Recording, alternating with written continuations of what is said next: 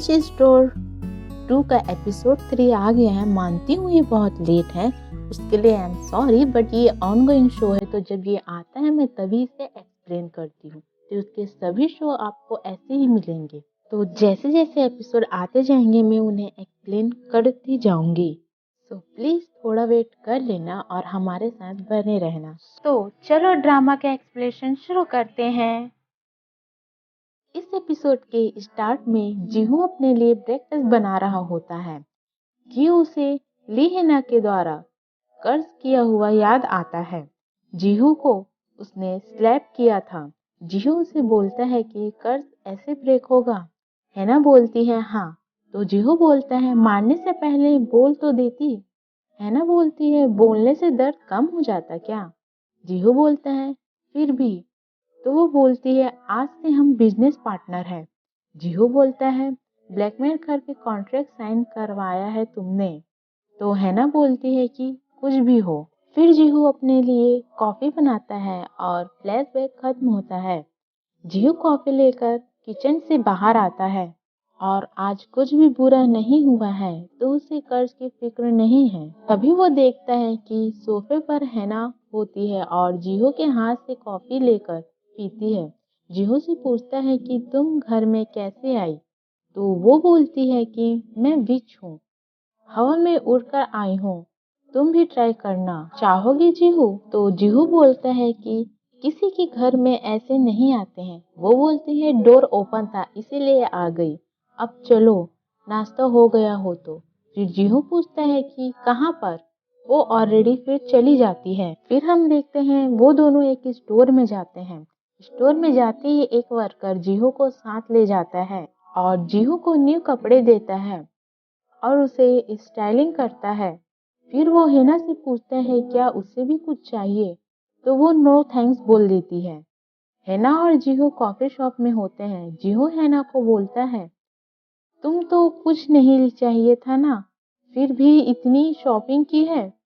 तो वो बोलती है सारी जरूरी चीजें हैं। फिर वो जीहू से पूछती है कि बताओ मेरी शॉप में क्या फर्क है, उनकी शॉप इतने अच्छे से चल रही है और मेरी नहीं। तो जीहू बोलता है कि तुम्हें सच में नहीं पता है। और फिर वो दोनों के शॉप को कंपेयर करके बताता है और उस शॉप की बहुत तारीफ करता है और बोलता है कि उनके पास अच्छे वर्कर हैं और उनकी शॉप का इंटीरियर मॉडल अच्छा है। तुम्हारी शॉप का लोकेशन भी ठीक नहीं है और तुम्हारा शॉप पुराना और भूतिया लगता है। तुम्हारे शॉप को रेनोवेशन की जरूरत है। और फिर वो घर चला जाता है और टीवी देखता है। सोचता है कि क्या उसने कुछ ज्यादा ही तो नहीं बोल दिया ना। टीवी पर उसे हैना दिखती है।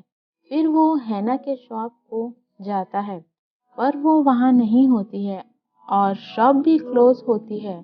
शॉप के डोर पर लिखा होता है अंडर रेनोवेशन। जीहू वेट करता है और यहाँ पे सीन कट हो जाता है। फिर हमें नेक्स्ट डे का सीन दिखाया जाता है जहाँ जीहू स्कूल के पास होता है। बोलता है हिना को उसकी बात का बुरा तो नहीं लगा और वो हिना को बुलाता है। हिना उसके पीछे ही होती है। वो बोलता है पीछे हो तो आवाज देनी चाहिए। वो बोलती है तुमने बुलाया पहले। फिर वो लोग साथ क्लास जाते हैं।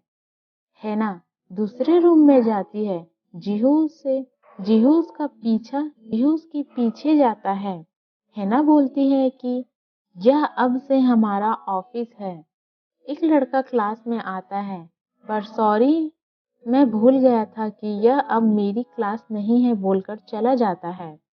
हैना बोलती है उसकी क्लास शिफ्ट कर दी है एम्प्टी रूम में। जीहू बोलता है एम्प्टी रूम में। फिर जीहू पूछता है कि एम्प्टी रूम में ऑफिस क्यों नहीं बनाया। तो हैना बोलती है हमारी क्लास फर्स्ट फ्लोर पे है और एम्प्टी रूम फोर्थ फ्लोर पे है जो बहुत दूर हो जाता है। तो वो बोलता है हाँ सही है।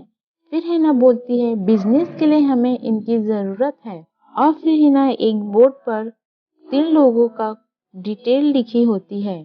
फिर जीहू पूछता है कि किससे स्टार्ट करोगी। वो बोलती है इससे। और वो बोर्ड पे एक लड़की का नाम लिखी होती है, यू वूरी, अवर्स की डिजाइनर। जिहो बोलता है, अवर्स की, जिसकी मैंने टी शर्ट पहनी है? वो बोलती है हाँ। जिहो पूछता है तुम्हें कैसे पता? वो बोलती है मैंने उसके बैग, ग्लास, शू पर मिनी कैमरा लगाया है और मुझे पता हो गया। लक अच्छी थी और कुछ नहीं, टॉप सीक्रेट है। फिर जिहो बोलता है तुम उसके साथ काम कैसे करोगी?